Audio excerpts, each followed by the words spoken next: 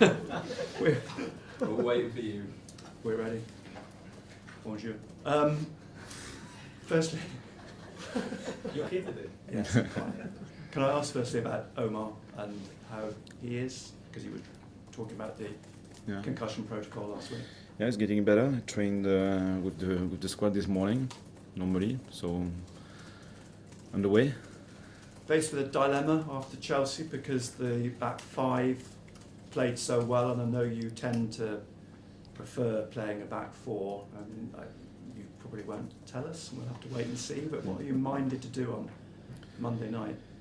I don't know. We'll see. For Chelsea, yeah. I think before in the beginning of the season, we used often this back five for deep block.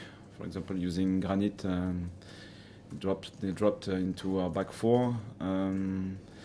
But for this game at Chelsea, it was obvious that because of their quality, we decided to press high, to remove the mid block and to go deeper with a deep block with back five, which worked well, I think. So now for Everton it will be a new story, new challenge, so we'll see. Does playing at home make a difference for you in terms of the way that you set up? Not really, because it would be another tough challenge. So after that you have to decide according to the players we have, the availability and the opponent, what will be the best plan. But we'll see. Last week after the game, Ronaldo was talking about Granit Xhaka and the influence he has, and how important he is on the pitch in terms of sort of micromanaging, if you like, almost taking on your role on the pitch. I mean, just how significant is Xhaka to you and to the team in the role that he plays now? I think to be competitive at that level, you need to own the performance on the pitch, and I think it's probably the main point. And for that reason, Granit helps a lot, because he can manage different elements on the pitch. But he's not alone, but he leads by example, and he gives as well this faith, this hope. When you play away against Chelsea, he believes that we can win, and he shows it. He tells it in the dressing room, everywhere. So you want to believe that it's possible. You want to follow him. So it's important for that as well. So you must trust him implicitly when he's on the pitch, because generally the head coach or the coach on the sideline is trying to get instructions onto the pitch, but Xhaka's almost doing this independently of you on the touchline. Yeah, I think it's the target as a coach. As a coach, you don't want to be the main man. For me, it's not my purpose. I want to give knowledge, power, responsibility to the squad, and because I know that you have to manage the game in real time. When you are on the sideline, you can't do that because of the crowd, because of you are not a player. So with Granit, and I repeat, we have other players on the pitch able to manage different micro situations. We are improving our level, and we are now able to be more proactive, to be more flexible, to be more adaptive, to solve and fix problems, to seize opportunities as well. You mentioned the other week how you'd been to Chelsea, you spent a bit of time with Chelsea. You'd also mentioned you've been to Liverpool and Arsenal, but also Everton. What do you remember of your time at Everton? Yeah, it was a great visit. I didn't watch a game, but I spoke with many people in the building, and it was really interesting. Yeah. And who was the manager at the time then? I don't remember, to be fair, because I just spoke with video analysts, sports science, and so on. So it was really interesting. Yeah. Because Everton, I mean, like Arsenal, not relegated at the top flight. I guess they're one of the teams or a club that you would aspire to follow in the footsteps of, you like. And there was always a close connection between Everton and Sunderland over the years, because the the sort of dynamics of the cities are very similar. Yeah, they are doing well. Great experience, the ability to attract really good players and to manage young players as well. So it's a good example. They have their own identity, we have ours, but you can pick up different ideas and to understand how they manage their project, and they are doing well. And perhaps an edge to the game on Monday night, because it's David Moyes returning to Sunderland. He didn't have a great season here. How do you view his Everton team now? I think they are good. They are good, a bit inconsistent, but with the ability to score, to win against everyone, I think. So there is an evolution in their squad. So it's still tough to match new players with different style of play, with a collective project, but they are doing well. Régis, were you? I know it was a long time ago now. Before I guess you were managing, but were you aware of Sunderland back then and in charge by David Moyes? Were you aware of it? Because obviously it was a big name appointment for the club at the time. Yeah.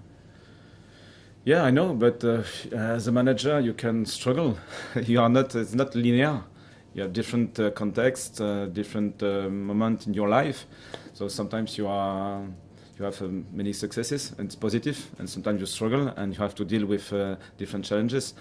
So I think at the minute from his background, his career, you can say if you stay at that level, you need to have qualities, and I think it's the case. Nick there was asking you about Granit Xhaka, and it just reminded me when we interviewed Wilson Isidore the week before, he said that the players are almost like scared, they're frightened to make a mistake in training. If they make a misplaced pass, they say, sorry Granit, sorry. They feel like they're letting down all the time if they do something. Does that make your job as manager a bit easier when you've got, like, as Nick highlights, you've almost got like a manager on the pitch? Yeah, it's important. We can speak about this ability to lead the squad, but he sets the standards. So I think it's probably the most important thing when you are every day on the pitch doing your best across different practices, different weathers, and you are always at your top. It shows that just follow me, and you don't have to talk, just have to show. So this part of his behavior is very important here. And I know obviously last season the motto, if you like, was till the end. You know, you went all the way till the end, till the playoff final, scored so many late goals in the semi-final and then in the final. We've seen it already this season, haven't we? Against Brentford, you did it again last weekend. It seems to be rolling over into this season. Is that something that you guys are keeping with you? Yeah, we want to play the game until the end, and sometimes you struggle because the opponent is strong, or sometimes we don't play our best football. It's possible, but at least enjoy the full game and try with your starters, your finishers, to seize every opportunities. And we never know. We never know what can happen because football is unpredictable, and against Chelsea, for example, it was key with Lucha and then Brian and James Dean to conclude. You showed that in the same action, a new starter and two finishers. They are really well connected with the squad. Didn't play a lot from the beginning of the season, but they are really involved and they are important. Just finally for me, on a personal level for you, Pedro Neto last week, Jack Grealish this week, Bukayo Saka next week. How much are you enjoying pitting your wits up against some of the best players in the world and trying to stop them in charge of Sunderland? How much are you enjoying that? Because so far you're making it look fairly easy. It's not the case. You should speak with Renildo, Arthur, Nordi or Trey.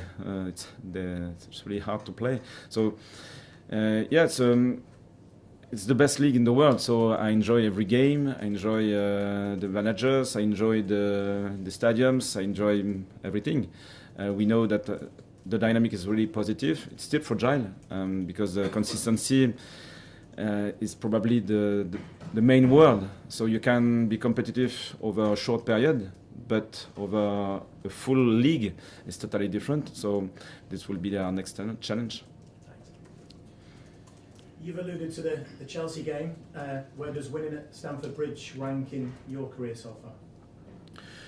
Yeah, it's a great win, but it's always a new story. So I had previous positive experiences, negative as well. So it's important to enjoy when you have this feeling. Probably for a manager, you can't enjoy it too long because you have to think about the analysis, then the next training session, the review of the players, the next opponent. So you have to switch really quickly. The fans will be enjoying checking the Premier League table and doing it quite often, I would imagine, at the moment. Do you? Not really. I think it's important to have 17 points at the minute. It's the most important, and we still have this target in our mind. And if we can get to that stage early, it's better, much better. But we don't know the future at the minute. Has that meant your approach has had to be quite fluid then? Because here we are in November and we're potentially talking about keeping players' feet on the floor. Yeah. I think it's not a big problem at the minute, to be fair. I don't feel any complacency. They just enjoy playing together and showing their quality on the pitch. Probably because we have many young players, they didn't experience tough moments, especially with this squad, but with the older players, they have someone with voices behind your back. So the balance so far is positive. It's a catch-22 situation as well, because I would imagine you prefer to fly underneath the radar, but suddenly Sunderland are in the spotlight for all the right reasons. Yes, I think you have to accept that. But another game is still a new story. So I don't think that any opponent so far thought that it was easy to win against a Premier League team, because at that level you know that you will face many good players. But probably if you are in this part of the table, the opponent starts to think that you should be really aware and alert that it will be tough. So we'll see. And just finally from me, what do Everton bring? What's their biggest strength? Oh, they have many strengths. Strong wingers, the ability to go direct, they defend properly. They are strong on set pieces. So another tough challenge. Yeah. Good afternoon. You've talked about how much you're enjoying the challenge of the Premier League and coming up against the best players, and the job that you have done and your team have done has been fantastic so far.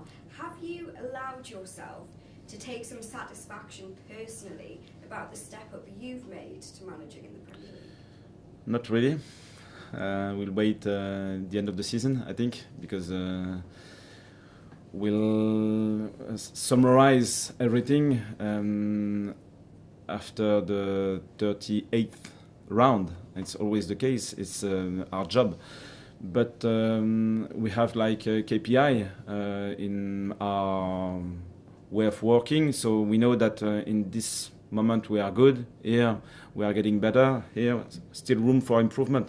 So the way we are working together with the coaching staff, with the club, with the players, sometimes you can say, yeah, we are getting better, and it's really great, it's really positive, and we like defending properly, we like attacking this way, adding a new layer in our game model, so on. So this is the real satisfaction, but we know at the end that we need to win points. So it's always the case. There is a buzz in Sunderland at the moment, the regeneration that's going on in the city, and when the football club does well, the mood in the city changes too. Do you feel that? Is that something that you've had the opportunity to experience? Yeah, probably the main point is the connection with our fans.